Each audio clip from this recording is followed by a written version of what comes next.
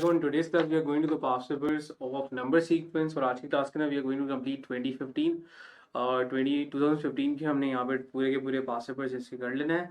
So हमने कुछ यहाँ पे क्या करना है, इस वाले सवाल को हमने रीड किया, हमारे पास ये इन्फॉर्मेशन यहाँ पे गिवन थी, कुछ हमने ऑब्जर्वेशन बनाई कि यू हैव 1, ये नंबर 1 से इंक्रीज हो गया, यू हैव 2, ये 2 और 3 से इंक्रीज हो गया, 2 and 3, you have this thing as 3 and 4, ये 3 and 4. तो इस तरह से अगर हमने एक सीक्वेंस बनाया, आपके पास यहाँ पे बोला कि आप 10 वाला यहाँ पे लिख के दिखाओ. So I'll be writing 10 multiplied by 11 is equals to 1 upon 10 minus 1 upon 11. So I'll get 1 mark for this part. और ये वाला पार्ट बड़े सिंपल से वे के अंदर हमारे पास यहाँ पे हो गया. Moving forward towards the other part, यहाँ पे बोल रहा है कि adding the first two rows give the results. ये हमारे पास ये result show कर रहा है. Adding the first three rows give the results. Write down the results of adding the first four. के चार हमारे पास ऐड होने के बाद क्या रिजल्ट हमारे पास शो होता है. तो अब ज़रा इसकी तरफ हम फोकस करते हैं कि हमारे पास अगर हम 4 ऐड करेंगे तो हमारे पास क्या रिजल्ट शो हो रहा होगा.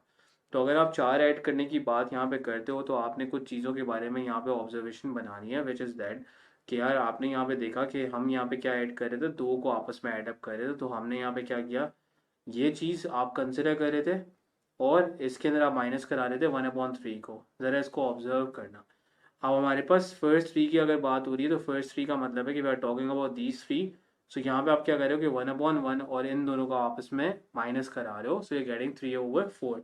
सो एग्जैक्टली सेम वे के अंदर I have to make the observation कि इसके अंदर एग्जैक्टली हमारे पास क्या होना चाहिए. तो इसके लिए पूरी वर्किंग कर लेते हैं. सो ये 1/1 multiply by 2 plus 1/2 multiply by 3 plus 1/3 multiply by 4 plus 1/4 multiply by 5. ये हो गया हमारे पास. And that is basically going to be equals to 1/1 minus हमारे पास यहाँ वाला ये वाला आएगा minus 1/5 and that is going to give us the answer as 4/5. ये हमारे पास आ जाएगा. तो ये एक मार्क हमें इस बात का मिल गया. So again this was a very observational part. ये आपने ऑब्जर्व करने से आपके पास ये वाला पार्ट आ गया आसानी से. और moving forward towards this part, यहाँ पे कह रहा है कि यार हमारे पास द वैल्यू ऑफ ये कुछ उन्होंने एडअप किया तो जो फाइनल आंसर हमारे पास आया वो इस तरह से कर आ रहा है +1/19/20 से आ रहा है. सही है. इसकी आप वैल्यू निकाल के देखो उसकी इसकी वैल्यू हमारे पास क्या हो रही होगी. तो हमने यहाँ पे चेक किया कि हमारे पास जब सम की बात हो रही थी तो उसने कहा था कि फर्स्ट 4 आप उसको ऐड करो तो आपके पास आंसर है 4/5. और अगर फर्स्ट 3 की बात कर रहा था तो हमारे पास आंसर आया था 3/4. तो आप यहाँ पे देखो, आप लोग चेक कर रहे हो कि the last one basically they are talking about कि यहाँ पे हमारे पास 19 तक ऐड हुआ होगा वो. So we are going to write कि ये होगा हमारे पास 19/20, क्योंकि यहाँ पे थर्ड की बात हुई थी तो 3/4 था, यहाँ पे फोर्थ की बात हुई तो 4/, यहाँ पे अगर 19 होगा तो 19/20 हो जाएगा. एग्जैक्ट सेम है. The number of rows that add up to 109 और 110 हमारे पास उसका सम पूछा गया है कि इनकी तरफ हमारे पास ऐड होने के बाद उनका सम हमारे पास कितना आएगा. तो ये वाला आप यहाँ पे निकाल के दे सकते हो. The number of rows that add up to 109. Obviously 109 यहाँ पे टॉप पे लिखा हुआ है तो आप बोलोगे यार ये हमारे पास रो की बात हुई है, रो के नंबर की बात हुई है, तो ये हमारे पास आ जाएगा 109. क्योंकि देखो यहाँ तक तो हमारे पास 19 है तो 19 हमने लिखा. एग्जैक्टली सेम वे के अंदर ये जो न्यूमरेटर है दैट शोज कि बेसिकली आप यहाँ तक इस तक टोटल कर रहे हो. कैसे, एक बार वापस से मैं प्रूव करता हूँ. देखो यहाँ पे फर्स्ट 2 की बात हुई तो देखो यहाँ पे 2 आया, फर्स्ट 3 की बात हुई यहाँ पे 3 आया, फर्स्ट 4 की बात हुई यहाँ पे 4 आया. तो यहाँ पे एग्जैक्टली सेम वे कहता है. अगर यहाँ पे 109 लिखा हो तो दैट मीन्स कि I am talking about the number of rows is going to be 109 for this part. Next वाले पार्ट की तरफ मूव कर दें. एक्सप्रेशन निकाल के दिखाओ the result of adding the first n rows n की फॉर्म के अंदर. तो आप लिखोगे यहाँ पे n और नीचे आपके पास आ जाएगा n+1. So this was a very simple part. एक मार्क आपको इस वाले पार्ट का मिल गया. आगे मूव कर दें towards the next part. So we have this particular part. Right now what we are going to do is the first 4 terms of a sequence are already given 89, 83, 77. Find an expression for the n term. के लिए हम expression निकाल के दिखाओ. हमने check किया यार यहाँ पे क्या हो रहा है, 89 की हमारे पास -6 है. Again you have -6, you have -6. तो ये कॉमन डिफरेंस है. तो ये टाइप नंबर 1 है. ए हमारे पास 89 आ गया, डी हमारे पास -6 आ गया. So now this going to be a + n-1 d. और ए की जगह पे हमने 89 लिखा, n-1 हमने यहाँ पे लिखा एंड डी की जगह पे राइट -6, 89 -6n +6 ही हो गया हमारे पास. So this is going to be 6 जब आपके पास यहाँ पे एडअप हुआ. So this going to give you the value of 95 -6n. तो ये आ गया हमारे पास 95 -6n. ये 2 मार्क्स आपको इस बात पे मिल गए. कह रहे find the value, find the smallest value of n for which Sn is lesser than 0. Sn जो है ना वो आपके पास क्या है, लेसर देन 0 है. इसके लिए आप यहाँ पे एक्सप्रेशन इसका निकाल के देखो कि हमारे पास क्या आ सकता है। तो एस एन के लिए ऑलरेडी हमारे पास एक्सप्रेशन है 95 माइनस 6n लेस देन 0। सही है, आप इनका एक्सप्रेशन निकाल के दिखाओ जहाँ पे ये कम्प्लीटली जो आपके पास यहाँ पे वैल्यू है वो आपके पास, तो एन की वैल्यू हमने इसको इनइक्वालिटी को सॉल्व करते हैं एक तरीके से। So we have this value, ये हमारे पास 6n वहाँ पे चला गया और 6n हमारे पास ये रहा, तो ये 95 divide by 6। So when you divide 95 by 6 so you going to get an answer, और 95 डिवाइड बाई 6 होने के बाद आपके पास यहाँ पे आंसर आता है समवेयर हमारे पास ये आएगा n इज ग्रेटर देन, अगर आप इसको सॉल्व करोगे तो 15.8 n333 इस तरह से ये कंटिन्यू होता रहेगा। सो n की वैल्यू ग्रेटर है 15.83। सो n का कॉन्सेप्ट क्लियर होना बहुत ज़्यादा जरूरी है कि जो n की वैल्यू होती है ना ये होल नंबर की फॉर्म में होती है। सो 15.83 से ग्रेटर जो होल नंबर आपके पास फॉल करे वो आपके पास 16 है, तो यहाँ पे आप लिख दोगे कि आपका आंसर 16 है। ये कॉन्सेप्ट लीनियर इनइक्वालिटी से कराया, तो ये कॉन्सेप्ट आपका क्लियर होना यहाँ पे बहुत ज़्यादा ज़रूरी है इसके बारे में।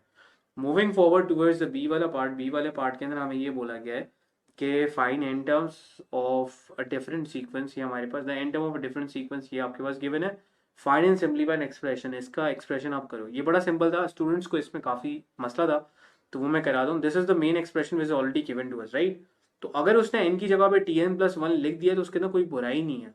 देखो टी एन का एक्सप्रेशन उन्होंने दे दिया n square minus 4n। T n plus one का मतलब है कि एन की जगह के ऊपर अब n+1 आप लिख के छोड़ दो, दैट्स इट, और कुछ भी नहीं है यहाँ पे। सही है, तो हमने वही किया। So we have this thing, tn+1 का हमारे पास ये पूरी चीज़ हमारे पास यहाँ पे आ गई, और tn की हमारे पास ये रहा, ये यहाँ पे आ गई हमारे पास। तो इन दोनों को हमने एडअप कराया। सो आई विल राइटिंग n+1 का whole square minus 4n+1, this is going to be minus n square minus 4n, इस तरह से आया।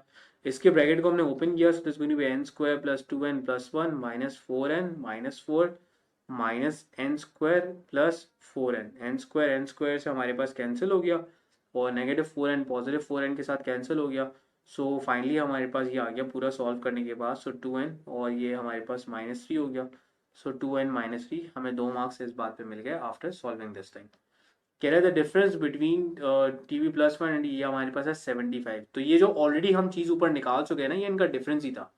अब वो p बोले n बोले, that is exactly the same thing. So you have already know कि यार this is equal to 2n -3 and this thing is now equal to 75। तो आपने लिखा 2n 75, वहाँ ये 3 जाके उधर एड अप हो गया, ये हो गया 78, और आपने यहाँ पे डिवाइड करा है 78 divide by 2, so that is going to give you the value of n which is going to be now 39। और यहाँ पे n नहीं लिखोगे, यहाँ पे आप लिख रहे होगे p, तो आपने यहाँ पे लिखा p and that is going to give you the value, ये आपने p लिख दिया, ये आ गया, p की वैल्यू आपके पास क्या आ गई 39 आ गई। So you will get 1 mark for this part. ये वाला पार्ट भी आपका कंप्लीट हो गया। Now moving forward towards this part, this is again a very simple part. इस वाले पार्ट की तरफ हम लोग मूव करना स्टार्ट करते हैं। आपको बोला गया है कि आपके पास यहाँ पे ये पैटर्न है कुछ, और वो शो हो रहा है। तो ये हमारे पास +5 है, ये भी हमारे पास +5 है, so obviously the next term is again going to be +5, ये हो जाएगा 21। और इसका आपको यहाँ पे एक्सप्रेशन निकालना है, find the formula of dots T in pattern P, कि वो हमारे पास क्या आ रहा होगा, उसके लिए हमें एक्सप्रेशन निकालना है। सो अगेन ए की वैल्यू हमारे पास है 6, डी की वैल्यू हमारे पास है 5, तो ये हम निकालते हैं t p and this going to be a plus, यहाँ पे पी आपको लेना है तो आप यहाँ पे लिखोगे p-1 डी, ए की जगह के ऊपर I am going to write 6, p-1 d की जगह के ऊपर 5, that is going to give me the values 5p-5, ये हो जाएगा 5p+1। तो ये हमारे पास हो गया 5p+1, ये हमें 2 मार्क्स इस वाले पार्ट के मिल गए। Now moving forward towards the last one, last वाला जो पार्ट है ना बेटा, ये बहुत ज़्यादा कॉन्सेप्चुअल है, और ये वाला सवाल अच्छे तरीके से समझ लेना, क्योंकि ये वाला हमारे पास काफ़ी ज़्यादा एक तरीके से कॉन्सेप्चुअल पार्ट है, जो मतलब पहले कभी इस तरह का सवाल हमारे पास नहीं आया था। This is a kind of a different one, और ये थोड़ा सा ईजी है, लेकिन इसके अंदर थोड़ी ऑब्जर्वेशन आपको कुछ ज़्यादा करनी है चीज़ों के बारे में, तो आपको यहाँ पे आइडिया होता रहेगा कि यहाँ पे क्या सिनेरियो हो रहा है। सबसे पहले इसको रीड कर दें, the first 4 term of a sequence, जो first 4 terms of a sequence आपके पास यहाँ पे इंफॉर्मेशन गिवन है। The first term of a sequence is 13, the following terms are found by alternately adding 4 and 6 to the previous term. पहले वो add करें 4, सही है, फिर वो ऐड करें 6, फिर वो ऐड करें वापस 4, फिर वो ऐड करें 6। तो ऑल्टरनेटली पहले 4 पहले 6 पहले 4 पहले 6, तो इस तरह से वो ऐड अप करते जा रहे हैं। कह रहे हैं right down the next 2 terms of the sequence. तो 37 के अंदर हमने सबसे पहले यहाँ पे 33 और 34 ऐड हो चुका है, तो हमने यहाँ पे ऐड किया, 6 ऐड किया इसके अंदर तो ये हो गया हमारे पास 43, और अब 43 के अंदर हमने ऐड किया तो ये this is going to be 47, तो ये दो टर्म्स हमारे पास आ गए। सही है। कह रहा है write down the value of the term that is closest to 999। तो we are observing this clear thing कि यार वी हैव द सीक्वेंस जिसके अंदर एक चीज हमारे पास शोर है कि लास्ट टर्म उसकी 3 आ रही है, 7 आ रही है, 3 आ रही है या 7 आ रही है। सही है, ये हमारे पास ऑब्जर्वेशन है।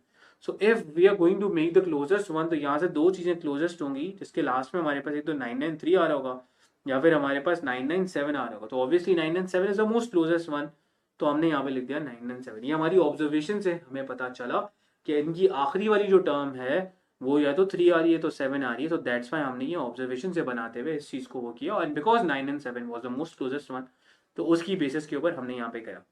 उसके बाद हमसे बोला गया कि right down the difference between the values of 91st and 93rd term. Now what ever the difference, जो 91st एंड 93rd का मतलब है कि भाई जो भी डिफरेंस फर्स्ट और थर्ड में होगा वही डिफरेंस इसके अंदर कॉन्स्टेंटली होगा, बिकॉज ये हमारे पास एक सीक्वेंस फॉलो कर रहा है। हमें पता चल रहा है पहले 3 का डिफरेंस है, पहले 4 ऐड हो रहा है, फिर 6 ऐड हो रहा है। तो यहाँ पे अगर 91st और 93rd की बात करी गई तो we are going to observe first one और द थर्ड वन, या अदरवाइज कोई बच्चा अगर सेकंड या फोर्थ को भी करे तो उसके अंदर भी कोई मसले वाली बात नहीं है। तो थर्ड, फर्स्ट वन और थर्ड में हमारे पास डिफरेंस कितने का आ रहा है, तो हमने देखा हमारे पास डिफरेंस कितने का आ रहा है। यहाँ पे डिफरेंस इज बेसिकली 10 का डिफरेंस है, तो हमें 1 मार्क यहाँ पे हमें मिल गया। अब हमसे डी वाले पार्ट में कहानी उसने स्टार्ट करी कि यार आप इसके अंदर 80th टर्म निकाल के दिखाओ कि इसके अंदर 80th टर्म हमारे पास क्या है। तो अब उन्होंने थोड़ी सी कहानी को ट्विस्ट करना स्टार्ट किया। अब जब कहानी को ट्विस्ट करना स्टार्ट किया तो हमने भी यहाँ से कुछ चीज़ें यहाँ पे बना देनी है। Now these are some sequences, मैं थोड़ा डिफरेंट कलर से कर लेता हूँ ताकि हमारे पास एक अच्छे तरीके से विजिबिलिटी आ जाए। So this one, this one, this one, और यहाँ पे मैं इसको, इससे और इससे, तो मैंने 3 और इसको अलग अलग कर दिया और मैं यहाँ पे बात कर रहा हूँ, right. Now currently they are talking about the 80th term in this original sequence। हमारे पास इतना टाइम नहीं है कि मैं सारे के सारे काउंट करता रहूँ और वो पूरा के पूरा उस तरह से चलते रहें। सो हमें यहाँ पे ना कुछ चीज़ें ऐसी चाहिए जिसके थ्रू हमारे पास ये वाले पार्ट्स हो रहे हो। सही है, तो हमारे पास 80th टर्म चाहिए। Now because we are talking about this particular sequence, इसको एक्सप्लेन करने में ज़्यादा टाइम जाएगा, लेकिन अगर कोई बच्चा इसको ऑब्जर्व कर लेगा तो फिर उन्हें मसला नहीं होगा। तो मैं कुछ चीज़ें यहाँ पे आपके लिए करवा रहा हूँ, उसको ज़रा आपको यहाँ पे अच्छे तरीके से ऑब्जर्व करते जाना है कि मैं यहाँ पे कुछ चीज़ें आपको यहाँ पे बताता जाऊँगा फ्री स्पेस में निकाल के। सो वी हैव दिस, मैं यहाँ पे लिख रहा हूँ, so we have this particular part, और यहाँ पे हमारे पास यहाँ पे क्या लिखा हुआ है मैं ज़रा चेक कर लेता हूँ। देखो सबसे पहले वाले सीक्वेंस के अंदर मैं यहाँ पे क्या कर रहा हूँ, मैं इनको अलग अलग कर रहा हूँ। So I have this thing as 13, then we have 23, then we have sorry 23 and then we have 33। सही है, ये इसको अलग लिखा, और ग्रीन वाले को मैं यहाँ पे ऊपर की तरफ कहीं लिख रहा हूँ। So this is going to be 17, this is going to be 27 and this is going to be 37, right. So this is the sequence जो हमारे पास यहाँ पे आ रहा है। अब करंटली जो उन्होंने डिमांड करी वो उन्होंने डिमांड करी कि मुझे चाहिए 80th टर्म। अब 80th टर्म का मतलब है कि यार फर्स्ट है, ये सेकंड है, ये थर्ड है, ये फोर्थ है। तो हमें ये बात से बात पता चली, अगर मैं यहाँ पे इसकी टर्म का नंबर लिखना स्टार्ट करूँ तो टर्म के नंबर यहाँ पे मैंने लिखा, this is first, this is second, this is third, this is fourth, this is fifth and this is six, right.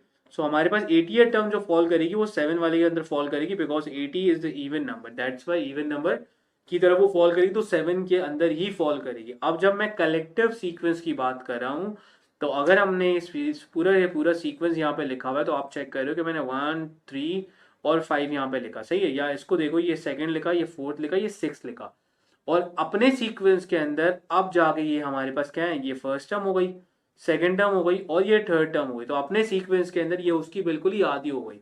ये ओरिजिनल सीक्वेंस के अंदर सेकेंड टर्म थी, लेकिन इसका इंडिविजुअल जो अपना सीक्वेंस था उसके मुताबिक ये फर्स्ट टर्म हो गई। अपने सीक्वेंस के अंदर ये फोर्थ टर्म था, सॉरी ओरिजिनल सीक्वेंस के अंदर ये फोर्थ टर्म था, अपने सीक्वेंस के अंदर जाके सेकंड हो गया। अपने सीक्वेंस के अंदर ये सिक्स टर्म था, और ये ओरिजिनल सीक्वेंस के अंदर सिक्स टर्म था, और अपने सीक्वेंस में जाके क्या हो गया, थर्ड टर्म हो गया। तो ये बेसिकली क्या हो रहा है, एक हाफ से वो है। तो if the examiner is asking for the 80th term, so that means कि वो 80th टर्म की तो बात करे, लेकिन वो इस सीक्वेंस की अगर हम बात करें तो इस सीक्वेंस के अंदर वो मांग रहे हैं कि 40th पोजीशन पे कौन सा नंबर आएगा। So because they are talking about particularly this sequence, तो हम जरा इस वाले पार्ट को मैं करके बता दूं कि यार हमारे पास ए की वैल्यू है 17, कॉमन डिफरेंस हमें पता है कि कॉमन डिफरेंस हमारे पास चल रहा है 10 का। हमने इसका एन टर्म का एक्सप्रेशन बनाया 17 plus n minus one, this going to be 10, 17 plus ये हो गया 10 एन माइनस 10, सो ये हो गया हमारे पास 10 एन प्लस 7 आ गया, सही है। अब मुझे अगर 48 टर्म चाहिए तो सिंपल सा काम है, 48 टर्म में यहाँ पे टर्म इसकी जगह पे 40 पुट करूंगा and that is going to give me the value of 400 plus 7 and that is going to give you the value of 407। ये मेरी 48 टर्म आ गई। इस सीक्वेंस के लिए 48 टर्म होगी, लेकिन ये वाले सीक्वेंस के लिए अब वो टर्म मेरी क्या बन जाएगी, 88 टर्म बन जाएगी। तो इस तरह से हमारे पास 88 टर्म निकल आई, which is going to be 407 and I'll get 1 marks। तो इसका कॉन्सेप्ट क्लियर होना बहुत ज़्यादा जरूरी है। Moving forward towards this particular part, कह रहा है द एंड टर्म इज 203। अब एंड टर्म जो हमारे पास आ रही है वो आ रही है 203। अब 203 का मतलब है कि यार I be talking about this sequence, मैं इस वाले सीक्वेंस की यहाँ पे बात कर रहा हूँ। तो 203 है, पहले तो मैं एन की वैल्यू निकालने की बात करता हूँ, बात की बहस बाद में करते हैं। तो हमारे पास ये वाला सीक्वेंस में यूज करना है, ए की वैल्यू है 13, अगेन द डिफरेंस इज 10। तो ये हमने यहाँ पे फॉर्मूले के अंदर पुट किया 13 प्लस n माइनस 1 और यहाँ पे हमने लिखा 10। So this going to be 13 plus 10n minus 10 and this is going to be 10n plus 3। हमारे पास की एन टर्म आ गई। Once you figure out the end term, आगे आपको यहाँ पे मूव करना है। आपने एंड टर्म फिगर आउट करी तो आपने यहाँ पे क्या निकाला, आपने यहाँ पे सिंपल सा टी की जगह पे now you going to write 203। तो आपने यहाँ पे 203 लिखा and that is going to be 10n plus 3। 203 में से आपने 3 माइनस कराया तो आपके पास यहाँ पे वैल्यू हुई 200। और इस तरह से अगर n की वैल्यू आपके पास निकल आई 20, सही है।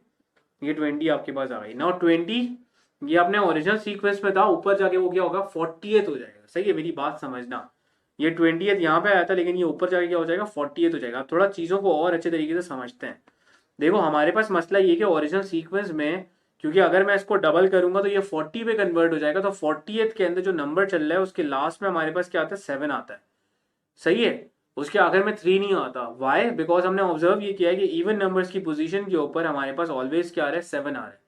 तो हमें क्या करना है, बिकॉज 48 टर्म की अगर मैं बात करूं यहाँ पे उस वाले ओरिजिनल वाले सीक्वेंस की अगर 48 टर्म की बात करूं, so I will be getting an answer of 207। Why? Because this is 40 and 40 is an even number, और इवन नंबर की प्लेसमेंट के ऊपर हमने ऑब्जर्व किया था कि वहां पे लास्ट में हमारे पास क्या आया 7 आया। तो because I need 203 right now, तो 207 40th पे आ रहे, तो 203 किस पे आ रहा होगा, 203 इसका मतलब है हमारे पास आ रहा होगा 39 पे, तो जस्ट उससे एक पहले। So this was again all based on observation, कि आपकी ऑब्जर्वेशन, आपका फोकस कितना स्ट्रांग है। तो इस वाले टॉपिक के अंदर आपको फोकस वगैरह प्रॉपर तरीके से रखना पड़ेगा, हर चीज़ प्रॉपर एंड से करनी पड़ेगी, और इंशाल्लाह ताला आपका ये पूरा कवर अप हो जाएगा, फिर आपको इंशाल्लाह कोई भी मसला नहीं होगा। तो if there is any further confusion आप मुझे यहाँ पे बता सकते हो, please do let me know if you have any sort of